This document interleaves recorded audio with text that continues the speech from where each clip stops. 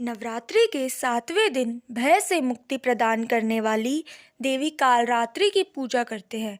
इनकी पूजा से प्रतिकूल ग्रहों द्वारा उत्पन्न दुष्प्रभाव और बाधाएं भी नष्ट हो जाती हैं। अंधकारमय स्थितियों का विनाश करने वाली शक्ति है कालरात्रि। माँ कालरात्रि का वर्ण घोर अंधकार की भांति काला है, बाल बिखरे हुए हैं तथा अत्यंत तेजस्वी 3 नेत्र है। तीनों ही नेत्र ब्रह्मांड के समान गोल है।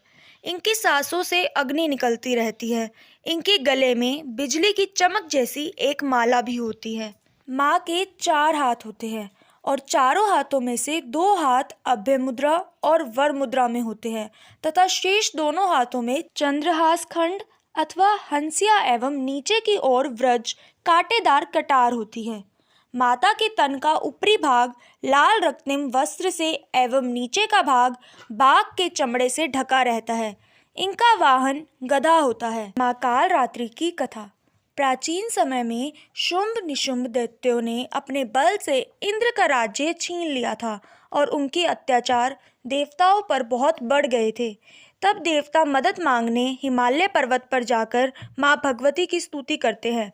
माँ पार्वती को जब इनके बारे में पता चलता है तब उनके शरीर से अंबिका निकली और पार्वती ने अंबिका को दैत्यों के संहार के लिए भेजा। युद्ध में शुंभ और निशुंभ ने 2 राक्षस चंड और मुंड को भेजा।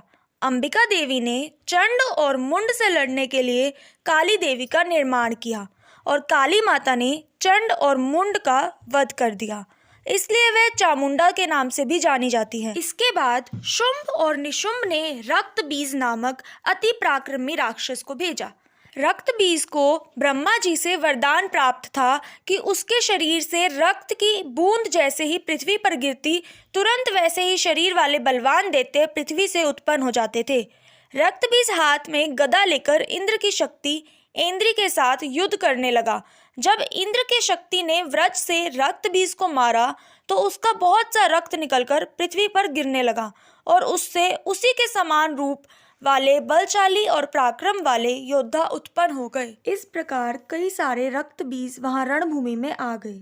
तब सभी देवता उनको देखकर भयभीत हो गए।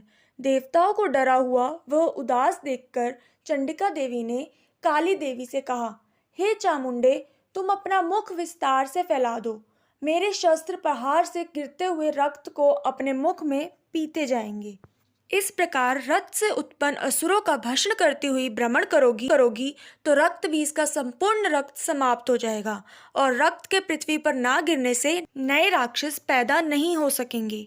इस तरह काली देवी को समझाकर देवी दुर्गा ने रक्त बीज पर त्रिशूल से प्रहार किया। तत्काल ही देवी काली ने रक्त बीज के रक्त को अपने मुख से पी लिया। उसी समय रक्त बीज ने देवी चंडिका पर गदा से प्रहार किया, परंतु उसके प्रहार का देवी पर कुछ असर नहीं हुआ। रक्त बीज के शक्त विशक्त शरीर से बहुत सारा रक्त बहने लगा, परंतु उसके रक्त को पृथ्वी पर गिरने से पहले ही काली माँ ने अपने मुंह में ले लिया।